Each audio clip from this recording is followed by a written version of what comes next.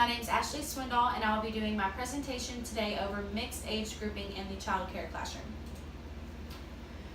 I chose this topic today because I work in a home-based center here in Canton, and we watch children from anywhere from 6 weeks old to 12 years old and anywhere in between. So I'm really used to this mixed age grouping in the classroom, and it's just a topic that I really enjoy and love to research.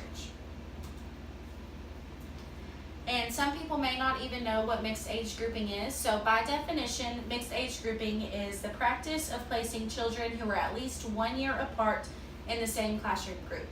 And a child care center that's really popular for this mixed age grouping is Montessori. And a lot of people know about Montessori classrooms, and Marie Montessori is huge on the mixed age grouping. She believes that it's a huge aspect to children's development. And so in Montessori classrooms, they space their classrooms in 3-year spans. So they'll have a 3 to 6 year old classroom, a 6 to 9 year old classroom, a 9 to 12 year old classroom, and so forth and so on. Some Montessori schools travel all the way to high school.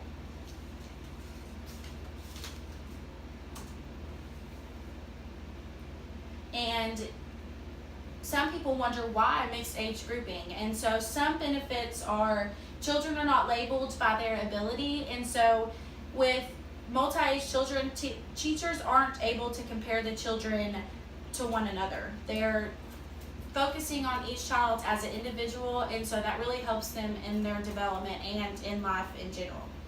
And children are able to learn at their own rate. So they're allowing children to develop on their own timeline, not tied to grade or age level expectations.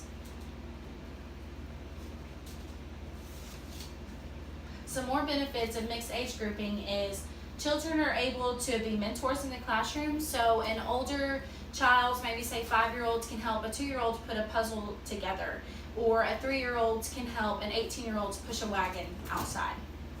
They're able to build leadership skills because the older children feel so much better about themselves, and they want to help more when they know that other children need their help and they ask for it.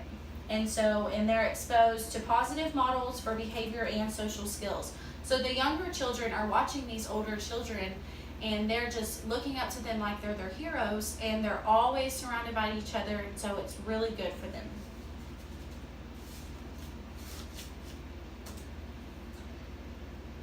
Now on to the importance of the teacher's role in the classroom. So teachers really need to offer open-ended materials so that the 5-year-olds isn't getting bored in the classroom, and then the 2-year-olds is able to have endless materials to be able to help them learn, and not stuff that's way too hard for them and they can't even grasp. And teachers also need to plan specific activities so they're able to establish routines and predictable patterns so the children are comfortable and they can explore their environment. And another important role is to have appropriate expectations of the younger children. And a big part of that is the younger children will look at the older children and say, why can't I do that yet? And so you really have to make sure that you let the younger children know that it's okay to be at the level that they're at. Explain to them that they'll get to where those older children are. And you just have to allow the children to learn at their own pace.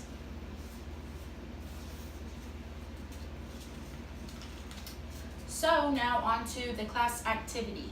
And so since we're focusing on such a large age range, we're just going to be focusing on the fine motor development on these children.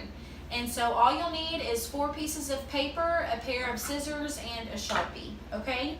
So what we're going to do is we're going to act like we have a 1-year-old, a 2-year-old, a 3-year-old, and a 4-year-old in front of you, okay?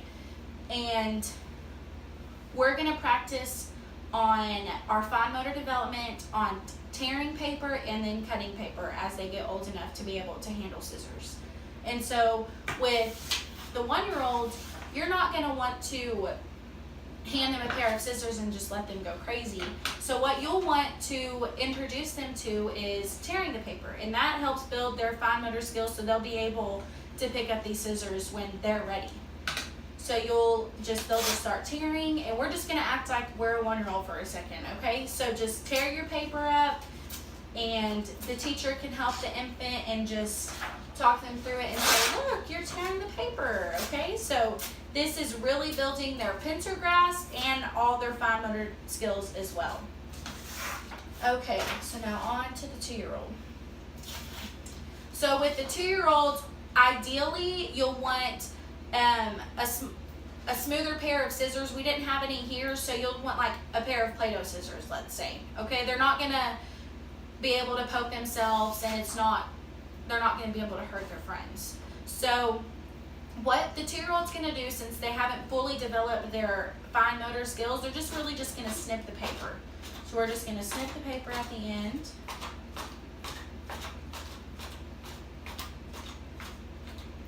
And they'll just go crazy like that all over the paper. They may bend it, they may cut it like this.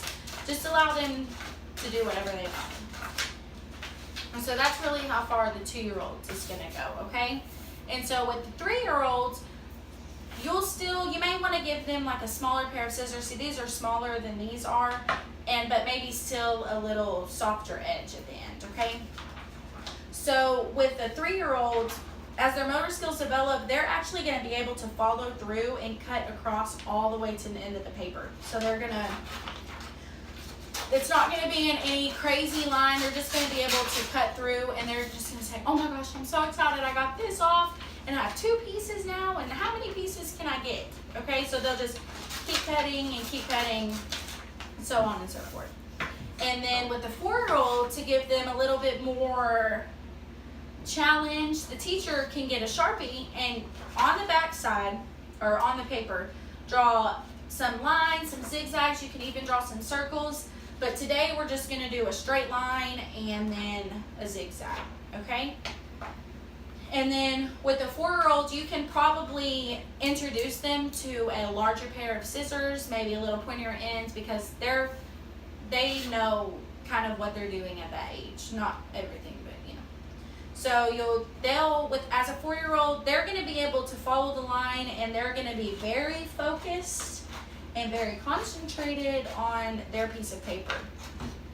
So they'll go all the way through, and they're going to be so excited because it's straight and they've got a little line on each side. And so with the zigzag, it's going to take them a while, but you just allow them to concentrate, be patient, and they're just going to be so excited when they get to the end of that paper.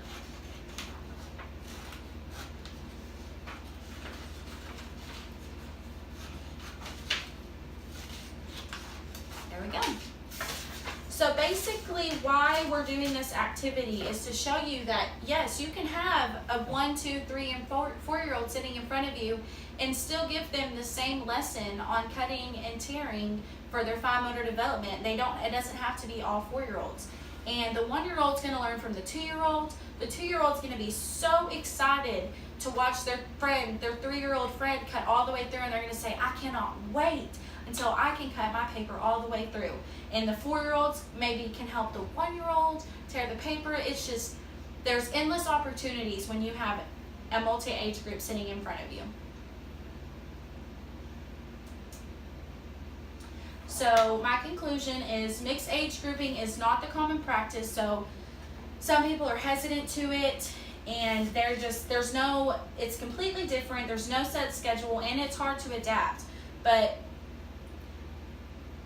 there's schools that do this out there. They thrive, and the students are amazing. The research I've done is just amazing to see how well these children are doing in multi-age classrooms. And the results, it helps children feel successful, feel confident, and it gives the family sense. It makes them feel at home, and it just makes them feel like they can do anything. And younger children learning from older children learning from younger children. Like I said before, the opportunities are just endless. Okay, that's it. Thank you.